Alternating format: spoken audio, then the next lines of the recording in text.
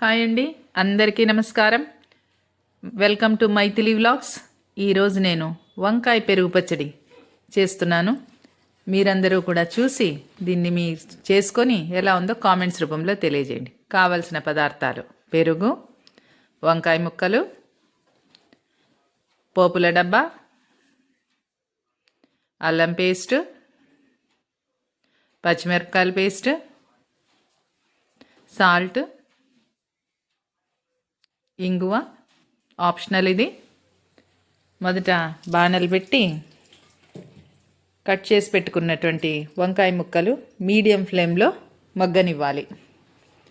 ఎందుకంటే ఇవి ఎక్కువ ఫ్లేమ్ పెట్టేదానివల్ల మాడిపోయినాయంటే ఆ పెరుగు పచ్చడికి అంత టేస్ట్ రాదు. అందుకోసమని వంకాయ ముక్కల్ని మీడియం ఫ్లేమ్లోనే మగ్గనివ్వండి.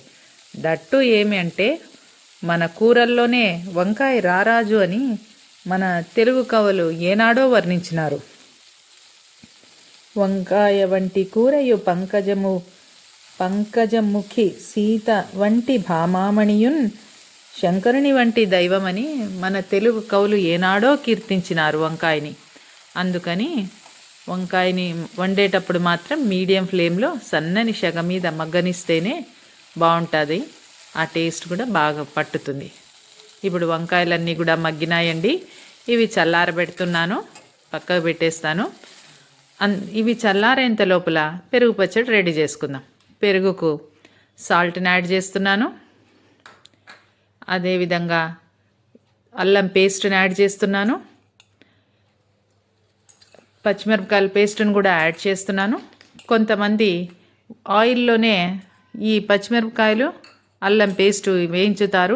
ఆ రకం చేసేదానివల్ల స్పైసీనెస్ అనేటువంటిది పెరుగుకి పట్టదు. అదేవిధంగా అల్లం ఆయిల్లో వేగేదానివల్ల కొద్దిగా చేదు కూడా రావచ్చు, అంత టేస్ట్ రాదండి. అందుకు పచ్చి అల్లము, పచ్చిమిరపకాయలే డైరెక్ట్గానే ఇది ఉప్పు కూడాను పెరుగులో కలిపిస్తే పెరుగుకి ఇవన్నీ కూడా బాగా పట్టుతాయి. ఈ పెరుగుకు పట్టేంత లోపల చల్లారినటువంటి మనం వంకాయలు తీసుకొని వీటిల్లో వేసి మ్యాష్ చేస్తాము. ఆ మ్యాష్ చేసేటప్పుడు వేరే ఏ దానిని కూడా ఉపయోగించి మ్యాష్ చేయొద్దండి.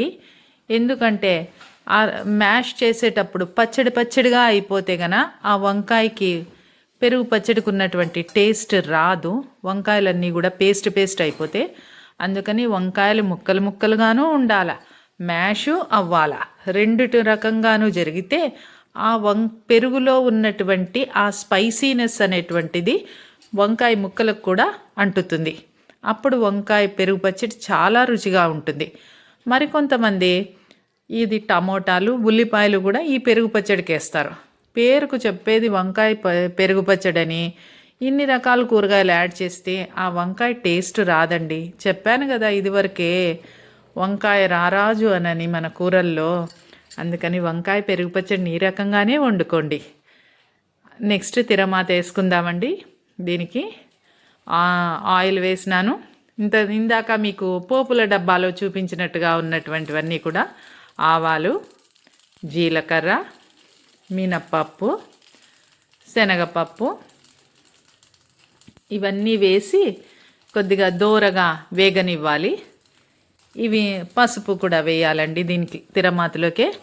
ఇవన్నీ కూడా దోరగా వేగిన తర్వాత చివరలో ఈ తిరమాతలోకే కొద్దిగా ఇంగు అనేటువంటిది, ఇది ఆప్షనల్ అండి. మీకు నచ్చితేనే ఇంగు వేసుకోండి, లేకుంటే అవసరం లేదు. ఎందుకు మేమంటే ఆ కమ్మదనం కోసం, మాకు కూరల కమ్మదనం రావడానికి ఇంగువను మేము ఉపయోగిస్తాము. తిరమాతలోకే ఇంగు కూడా వేసేసినాము. అన్నీ వేగిపోయినాయి చూడండి, బాగా దోరగాను. ఈ తిరమాతనంతా కూడాను ఇందాక మనం రెడీ చేసి పెట్టుకున్నటువంటి వంకాయలు పెరుగులోకి ఈ తిరమాతను వేసి లాస్ట్లో కట్ చేసి పెట్టుకున్నటువంటి కొత్తిమీరను కూడా వేసి మనం ఇవన్నీ కూడాను కలపాలా. కలిపితే పెరుగు పచ్చడి రెడీ.